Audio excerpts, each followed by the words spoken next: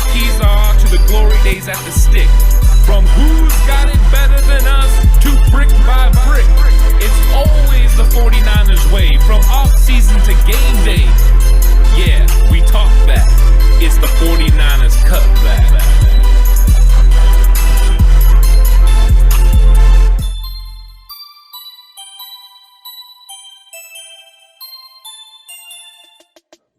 It's 49ers Cutback Podcast time. Even though the 49ers have the week off, we don't. They only have 41 players on the roster. We don't need 41 to show you that we are a dominant force in this season, and we're going to be giving you the awards for the halfway point of the season. Yeah, I'm really excited to point out to you guys who stood out, who hasn't, and maybe a couple surprises for you guys. Maybe you guys think different. We'll see. Hopefully we don't think too different, but I think everyone's got their own spin on what this team has brought to the table, what players have brought what to the table, who's been playing well, who hasn't. And we also got some bold predictions coming up on the rest of the season and what's going to pan out. And they're really bold. They're super bold. Whoa. Let's get started, though, with this. Midseason MVPs, guys. Who is the most valuable player on the 49ers to the halfway point, Ant? I think there's like so many choices. You know? No, I mean, when you just hear MVP for the 49ers, I think one name sticks out above all the rest, especially this year. And I will be really shocked if anyone thinks that it's anyone other than All-Pro Fred Warner. It's definitely All-Pro Fred. He has had a fantastic year. He has proven himself to be the best middle linebacker in football. I think everyone sees it now. So I don't think there's going to be any question. This guy is the man. Buy your 54 jerseys. He's going to be a 49er for a long time. Yeah, I also went with Fred Warner. Fred Warner is a clear-cut choice to me. He's everywhere on defense. He leads the team and he leads them in play. So he's an off-the-field leader, plus he's their best player on the field. He's all over making plays, making tackles. He even has 2 picks. He's Aaron Rodgers acknowledged it a couple weeks ago that told Fred Warner to his face he's the best linebacker that he's seen on film, and I agree. 100%. There's no arguing that here on this podcast. We're all in agreement. All-Pro Fred is the MVP of this team. It's not very often that you see middle linebackers or just defensive players being that for teams. You know, there's a few names that come to mind, and ironically, they're former 49ers linebackers or guys like Ray Lewis, who are all Hall of Fame all-time greats. Fred Warner is trending in that direction. This season already, at the halfway point through 8 games, had 57 tackles. He's already on pace to break his record for his career for tackles in a season, which is 109. Horst had talked about, he's got 3 pass defense, he's got 2 interceptions. He's improving every aspect of his game each and every week, each and every season. This guy is going to be a force to reckon with for a long time. After what Horst said in his comments about him being everywhere, I'd like to add another nickname. Can we call him Omnipresent? Omnipresent Fred. Let's call it that. Fred. I like it. Omnipresent Fred. OPF. You heard it here first, folks. Omnipresent Fred is a thing, and it's going to be a thing for a long time. I won't be calling him anything else. All right, Omnipresent Fred.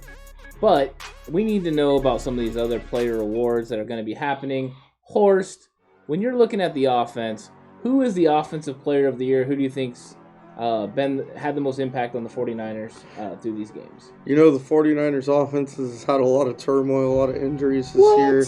No, there's not really any skill guys that have stood out for the entire season so far.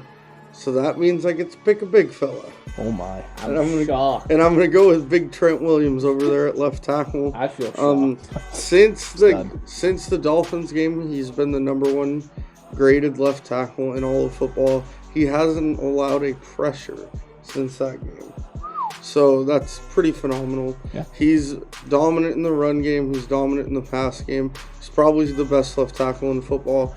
And I think he's definitely been the most consistent 49er offensive player, because you saw in which the one game he missed for COVID reasons, the difference between him and Justin Skule is massive. It is gigantic. I have to disagree with you here, though, in terms of the midseason offensive player of the year. And the reason I have to disagree is solely based on the fact that no one really thought this guy at the start of the year was going to have big production. Yes, Debo was out. we still had Kittle. You were going to rely heavily on Raheem Mostert in the run game. And while the offensive line has struggled this year, Nyuk has not really struggled. He has just slowly improved each and every week. 35 catches, 446 yards. He's got the 3 tutties.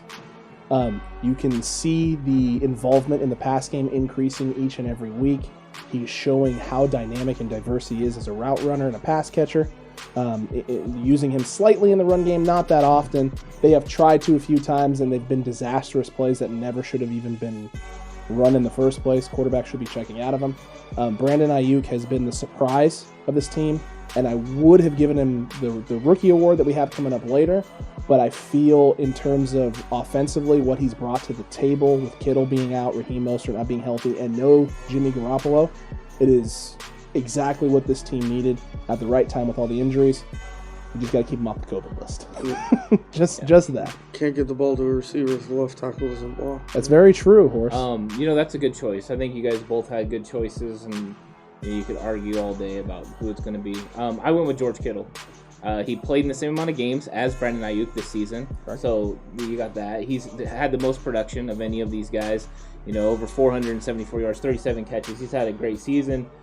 I think if he wasn't going to be out, I think we'd have a different opinion on him already if he was going to be playing. But I think the impact that he's had, he's still the people's tight end. And when he was playing, I think that he had just a tremendous effect on the offense, and the energy and things that they had going for them is just through the roof. So I'm still going to go with him. I understand why you guys went with who you went with, and they're absolutely great choices, and I could have landed on either one of them too. I just decided to go with Mr. Kittle. That's a solid choice. He played great when he was playing. Yeah. So next up will be our defensive player of the year, Alex. All right, we're going to me already. My word, defensive player of the year. I don't want to give it to the guy I gave MVP to. I want to highlight someone else, and I have a feeling there's going to be some unanimous consensus on this as well. It's surprising. It's almost like the 49ers defense has been playing really well, and there's 2 guys who stood out. It's Jason Verrette. Jason Verrette is my midseason defensive player of the year. Obviously, if you can't give it to Warner, you have to give it to the guy who has stepped up and played lights out at the cornerback position with 3 guys who were supposed to be either starters or competing for starting jobs, Emmanuel Mosley and Ahkello Witherspoon going down, and Jason Verrette stepping in with all the injury history, with all the doubters, with all the people, Grant Cohn, saying, we didn't address the cornerback issue in the offseason, this is going to be a big issue and a big problem, blah, blah, blah, blah, blah. Jason Verrette has shown exactly why they didn't address the cornerback issue in the offseason, because they had complete faith that this guy was not only going to return to form, but literally, play at the level Richard Sherman was playing at when we brought him in. He's been absolute lockdown. He doesn't get beat. Everything stays in front of him. He still has the elite speed. He's not getting beat over the top. He's making plays all over the field. The guy has been lights out and shut down at the corner position, and it couldn't have come at a bigger and more crucial time than after that Dolphins game. Because that Dolphins game and the trash can was out there playing DB was not good, and thank God we had at least one side of the field locked down, because it could have been a lot worse. Yeah, when you look at the team this year, through the first part of the season, we have 2 Pro Bowlers on defense, and they are Fred Warner, who got the MVP, and Jason Verrette at corner. If Jason Verrette would not have came back when he came back, if he was not on this team, they would be in a serious world of hurt. This guy is fantastic. He drives on the ball so well. All the things that we saw that were wrong last year are not wrong. He's finally right. Makes me wish that we had this Verrette last year. If we did, I'm pretty sure we would be Super Bowl champions, and Kansas City would have been taking a big fat L, because he's fantastic. He's always in the right spot. Even when somebody catches a ball on him, he's always right there. He's fantastic, physical, making tackles, which is something I really like. He gets into it. He makes plays. So I think Jason Verrette is the obvious choice for this. I think if we'd had a better performer on offense, there might have been a bigger argument for, the defense and MVP and all that, but we haven't. But Jason Verrette, I love it. I can't wait to see what he does the rest of the season. Yeah, I'm going to make that unanimous. Jason Verrette's playing outstanding football. If they, like you guys have said, if they did not have Jason Verrette right now, they'd be in some trouble. Yep. Can't wait to see him and Uncle Sherm together here after the bye, hopefully. Yep. That's going to be a nice, scary tandem. And hopefully Jason Verrette maintains being on the 49ers beyond this year. If you enjoy our choices so far, let us know. Also, scroll down, subscribe, hit the notification bell, like, and comment. We'll talk back. If you disagree with our choices or agree with our choices throughout the rest of the episode, let us know. Let us know if we missed someone. We just want to know what you think. We definitely didn't miss anybody. Not with these ones. I highly doubt it. But now, one that could be a little bit of a toss-up and in the air. This one will vary a little bit. Midseason rookie. Okay, which rookie has stood out so far halfway through the season? Anthony. It's real simple. It's Brandon Nyuk. I mean, with me going with George Kittle on offense, Brandon Nyuk is the easy choice. He's outplayed all the rest of the rookies on the team, and really it's him versus Kinlaw. And I think that he's outplayed Kinlaw, even though Kinlaw's played well, especially he's coming on as of late. But I think Brandon Nyuk's effect that he's had in the offense, it's obvious he can get open. He runs great routes. Everything that Shanahan was excited about after the draft has been very apparent this season. He's only going to get better. His reach and stretch that he has for the ball is crazy. He's got good hands. I think he's going to be a big-time player, and I think the 49ers, people that doubted them moving up to get him, now they're going to look back and be like, you know what, Brandon Nyuk was a great choice, and I think he's going to eventually outpace a lot of the guys that were taken ahead of him. So, big time for the 49ers. I can't wait to see what happens when we finally get everyone in the lineup. At least let's get Debo back. Absolutely. Yeah, I also agree with Brandon Nyuk as my Rookie of the Year. Huge offensive impact. In 6 games, he's had 35 catches for 446 yards and 3 touchdowns. That's fantastic production for a rookie. Like you said, the only other guy it could really boil down to is Javon Kinlaw. Javon Kinlaw is playing well for a rookie defensive tackle, despite what people in the media tell you. He is playing well. But Nyuk has been special when he's been on the field and healthy. And I'm really looking forward to see what he can do. Hopefully he stays healthy the second half of the season, and we can get a full 8 or how many? 6 games. 6 games left here of a healthy Brandon Nyuk to see what he can do. Absolutely. But I already picked him as my offensive player of the year, so I have to go with Javon Kinlaw. The 22 tackles, 1.5 sacks. He just is starting to put up the sack numbers the last few games, which is a great thing to see now. 10 games into the season that he's starting to get pressure on passing downs. We were kind of hoping Takk McKinley signing was going to work out and Kinlaw could get some rest. It still might. They are still interested. It seems like they still want him, but he's got to get that hamstring good and ready to go and ready to play and be on the field. But in the run game, the guy's been phenomenal. He plugs up holes. He doesn't really get driven back very often. He's always in the right position to make plays. And with time, this guy's going to be an absolute monster. Yes, we're going to miss DeForest Buckner short term, but long term, the sky's the limit for this kid. This kid's going to have an incredible career here in San Francisco. I was pretty shocked you didn't go with Colton McKivitz though. Oh, I thought about it, but, at the end of the day, got to have a bigger sample of work. Than like 6 plays? Yeah, 6 plays. For some reason, it's just not enough. I'm surprised by that. And now we're going to be talking about the biggest newcomer. Who has made the biggest impact that is new to this 49ers franchise? Horst, who are you looking at? My guy is, I think there's probably at least one other person in here who's picked him, if not both of you. He's a guy that was not a high-profile signing. They got him very cheap. I think he was supposed to be about their 4th DN on the depth chart. Oh, I thought you were going to say Tom Compton. Oh, yeah, definitely. And he's come in. Chris Kasarik told us all during training camp that he was going to be good, and I don't think a lot of people listen. Carrie Hyder has come in, and even in the first game when he was a backup and didn't play a whole lot of snaps, made a couple plays. And ever since then, unfortunately, due to injuries, he's played a whole lot, and he's produced a lot. He's got 5.5 sacks. He's constantly getting in the backfield. He's played solid against the run. He is having himself a heck of a year and lining himself up for a really nice paycheck. A big-time paycheck. But for me, the newcomer to the San Francisco 49ers team is definitely the injury bug, guys. The injury bug has done incredible numbers and stats, like 21 guys on IR, like 7 or 8 start. Oh, real player. Oh, we're going with real player. It's going to have to be Carrie Hyder also, of course. You took it right from me. The 5.5 sacks for this man has been incredible. He has been a bright spot in the D-line, and with this defensive front, I don't think anyone really expected him to put up the numbers that he's putting.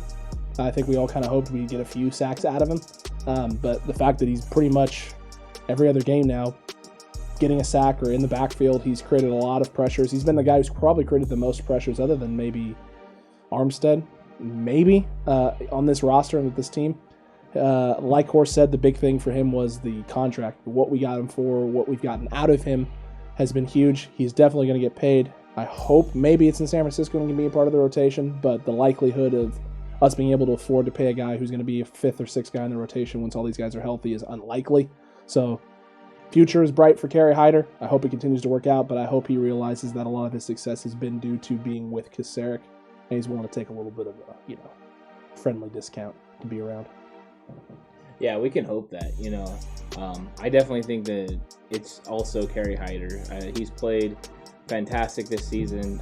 I can't believe where the 49ers would be without him. He went from being a great rotational piece that would have given great rest to Nick Bosa and Dee Ford and Eric Armstead to being somebody that we expected to be out there and actually playing the best on the defensive line. I think he's benefited a lot from Eric Armstead getting some double teams and stuff like that, but he's taken advantage of it. Chris Kasarik definitely knew this guy fit his system. He's had very good success every time he's played for Kasarik. So I look for them to want to keep that together. I think they can come with some sort of a mutual understanding on money. If he just looks to get a payout, he'll get a decent one, but the production will go down. If he's smart, maybe he takes a 1-2 year deal, finds out what kind of production he can get in the next couple of years. But I think it would benefit him to come back to San Francisco, especially with Bosa returning and that team getting healthy. I think he can make a big impact. And I'm curious if the next 6 games, if he doesn't reach that double digit in sacks, if he can get the double digit sacks, I mean, that would be a huge statement for him, a huge statement for Chris Kasarik. Also, the continued development of the rest of the guys. I think it's going to be big. Absolutely. Big time Carrie Hyder making big time plays all season long. That's right. Wow, that's really bold. Whoa. All right, so now it's time for our mid-season Wow, That's Bold. Since this is such a big episode, we're each going to have 2. So, right. Alex, give me your first one. 2 Wow, That's Bold? Oh my gosh, I almost wasn't prepared. I'm going to start with my bold prediction for the 49ers that's non-record based, and I want to talk about record yet. The 49ers, which currently are sitting, I think, at around 19th, 20th in the league in rushing yards, somewhere in there, are going to finish the year in the top 8 in rushing yards with the return of Raheem Mostert, Tevin Coleman, and Jeff Wilson Jr. leading the way for this group. Yeah, my Wow That's Bold is also offense-based, and that is that the 49ers are going to average 28 points a game over the next 6 weeks of the season. Because Deebo Samuel's back, Raheem Mostert's back, the offense is going to change fundamentally. A healthy Jordan Reed and Nick Mullins is going to be successful because of the new game plan and the new way they're able to play. And I say they're going to average 28 points. You sure Nick Mullins is going to be playing quarterback? It's not going to be Joe Montana? At some point, it's going to become Jim Garoppolo, or James, as Grant Cohn likes to call him. But yeah, Jimmy Garoppolo will come back at some point. But I think Mullins is going to have some early success. That is 168 points. He does math on this show. Math. Really I'm good funny, so it must be true. Jeez Louise. I'm going to go with my record-based one first just to be different. Oh. And mine is that the 49ers will finish 500 or better. 500 or better. Okay. No, that's pretty bold. My prediction is actually that the 49ers are going to finish one game above 500. They're going to get 5 wins in the season, finish the year off 9-7, right in contention for the playoffs. They may get there, they may not. It really just depends on if the NFL and Goodell decides to just get rid of that conference with all those teams who are probably going to win 5 games. They just need to blow it up. It's not going to. It just needs to go away. They just need to not exist anymore. Wow, that's bold, is that the 49ers over the next 6 games will either go between 3-3 or 6-0. Whoa! That's No. really bold. No, no sliding scales. No sliding we don't scales? do sliding scales on this show. Don't do that. I will say this. I think the 49ers will go at least 4-2 over the last 6 games. I'm saying at least 4-2 because I believe that they have games they can win. I think they can beat the Rams. I think that they can definitely beat the football team, beat the Cowboys, and I think they can pull off another win against the NFC West, either the Seahawks or Cardinals. That's where I think they can get to at least 4-2. I'm hoping for more, but I think they can do it. So we almost said the same thing there. Nice. It's close. All right. My other wow that's bold is that Brandon Ayuk will pass 1,000 yards receiving by the end of the year. I think he's really going to have some big games here down the stretch. Wow, that's really bold. He would need to average right around 90 yards a game. You do that. It's completely doable. Throw him the ball like calm 30. down. Are you his dad or If- what? Yeah, basically. If James is back, it's really doable. Well, he's really going doable. 1,500 if James is back. Oh, Oh, geez. You're saying 1,000 if it's just Mullins. He just took it up like to a 50 on the... that's really bold. That's a bold joke scale. out there, ladies and gentlemen. Calm down. Really bold. Whoa. Whoa. Super bold. Whoa. Make sure to check out Friday's show. We'll be doing the preview for the 49ers versus the Rams. I'm sure you're going to be full on mashed taters and turkey and all that good stuff. Check it out. It'll be airing at 5:30 Pacific, and we'll let you know what the 49ers need to do to finish this stretch and get to the playoffs. Hopefully they can get it done, and we're going to let you know all the key matchups that you need to know so you'll be ready when the game comes on. Gotta be ready. Yeah, this is a big stretch here. They're gonna have a lot of their bullets back in the chamber here, so hopefully they can come out and make a statement.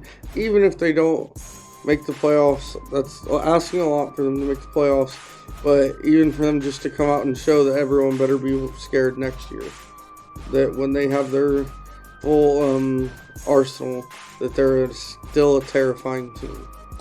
100%. They're a terrifying team right now. The fact that they have 4 wins on the season, given everything that's happened, given the amount of injuries, the fact that apparently COVID has decided to just infest the team the last couple of weeks and just get key guys out of games in which we need them desperately because of the injuries. They have somehow managed to be competitive in pretty much every game that they've played this season. And that's part of the reason why I think with the health turning our tide and coming in favor of us here down the stretch, that a lot of these close games at the beginning of the season that were losses, and some of that was due to injury and some of it was due to just rust of not playing preseason games, is going to end up bending in our favor. I think games like the Cardinals, which we lost early on in the season, lean towards us being able to pull those out if all these pieces are healthy, especially with the way the Cardinals offense has started in games and how slow they've been. We have shown that over time, as the games progress, our defense tends to tighten up and get a little bit better, whereas the Cardinals offense has shown that early on they struggle. And if they struggle early against us and the defense gets into a rhythm in the zone, especially with Uncle Trim hopefully coming back, as Horst so lovingly put it, they're going to be having a really hard time getting their guys open in space. Yeah, there's going to be an emergence of that secondary. I think Tarvarius Moore playing will help big, and Sherm coming back and solidifying the corner spot. That's going to be really nice. Also, Marcel Harris possibly playing more in the box, playing a more 3-safety look, pulling Alshire off the field more. Also, a nickel look, possibly playing Marcel Harris in coverage instead of Dre Greenlaw. I think those are going to be big things to watch. But Alex, I got to tell you, I read something. The 49ers worked out Sean Poindexter this week amongst a bunch of other guys, including a quarterback. But I just thought Was it Brock Ruder? It was not Brock Ruder. Thank God. But I thought I would throw that out there because I know you like yourself some Sean Poindexter. Hey, everybody. The guy from Dallas? Like the TV show? No. What was that quarterback's name? Steve?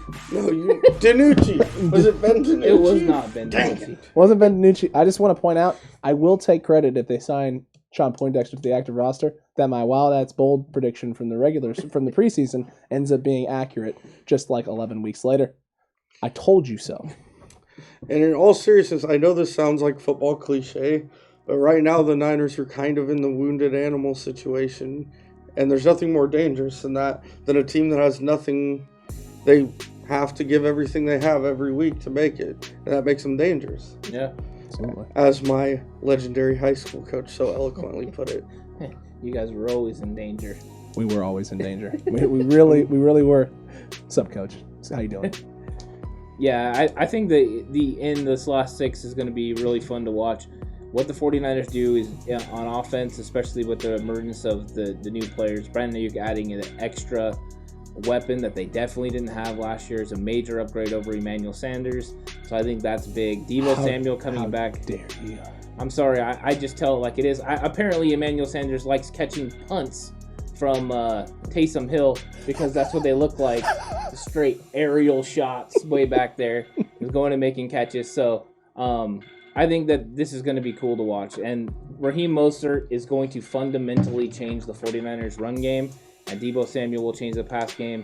And that could be just enough to get the 49ers the wins they need to get to the playoffs. Horse is writing something down. He's definitely got something big.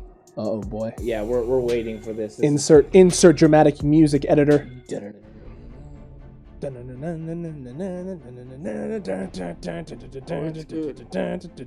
good you had to write it down.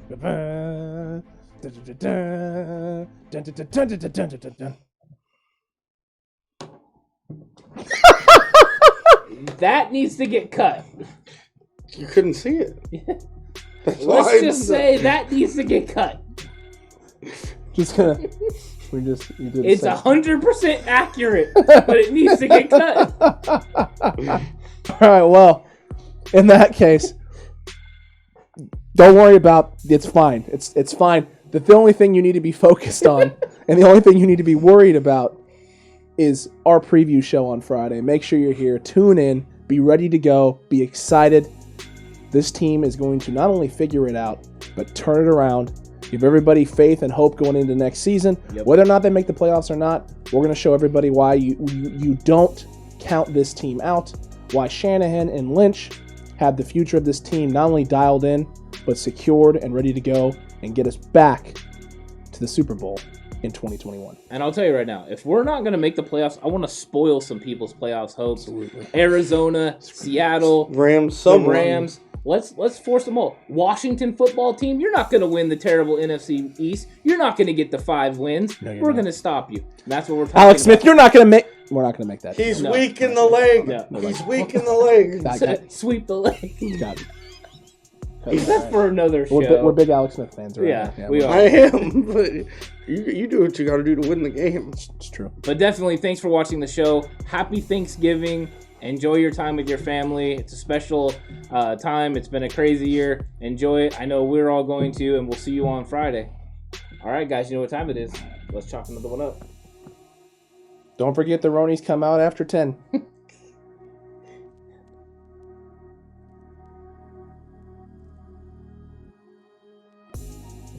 Tell me how you really feel. Come closer. I'll whisper in your ear. Tell you something you want to hear. No, we're good. Hey, can I just know what it says? I'll show you in the summer. Oh, okay. Because it'll go show the camera. It involves. Oh my lord.